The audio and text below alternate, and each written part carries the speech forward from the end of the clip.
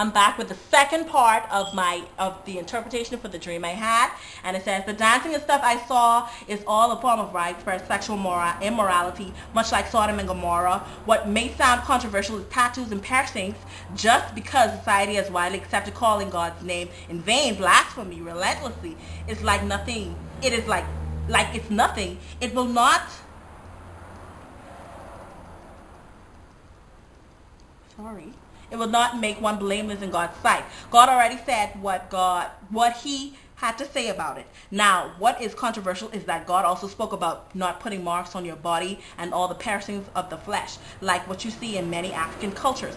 These are practices to pagan gods, demons, and God warned his people not to take part in it, not to take on any part of that culture, just because a bunch of people like to get tattoos and piercings all over their body nowadays as a fashion statement, or really as a statement of rebellion, which it is it doesn't change anything, and we all know who is the father of rebellion.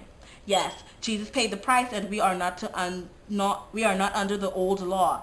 This much is true. However, what people don't get is that that to God an abomination yesterday is still an abomination today. If you follow the rituals of others who follow pagan gods and partake of their practices, I'm sorry, but God won't hold you blameless.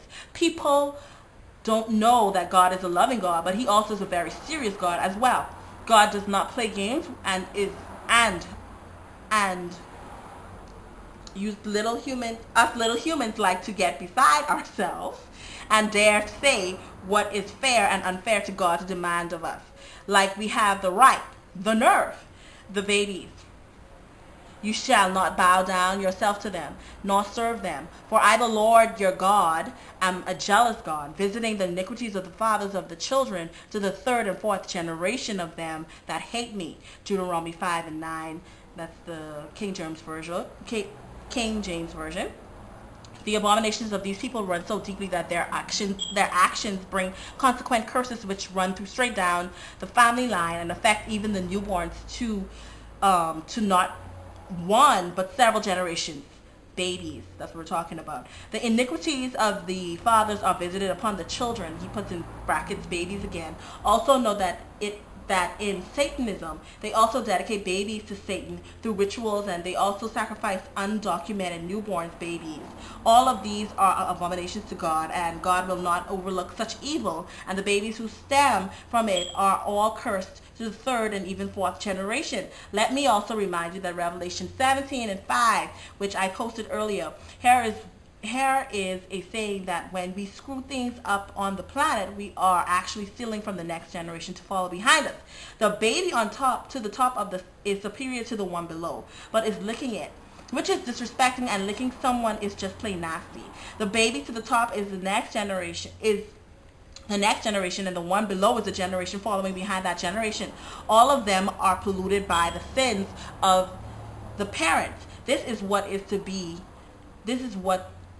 be of the two generations to follow behind the current one. They will be worse, even more sick, and far more perverse, being heavily influenced by the most diabolical evil of demons this world has ever seen. It's part 3 of my dream. Now for the last part of your dream, he said again, everything from the first part all ties in. New York City represents a big business hub, capital. The vision of people flying in and out is a fulfillment of Daniel's prophecy, and lets you know that this relates to the end of times. But you, O Daniel, shut up the words and seal the book even to the time of the end. Many shall run to and fro, and knowledge shall be increased. That's Daniel 12:4, the King James Version. Now, as for the guy wearing black and the capsule being red, it means death and destruction. I've ended right there because I'm going to post the rest for you to read, because it gets really interesting. He goes into detail as to what everything meant, even from the creature that I saw standing in the front of the tree.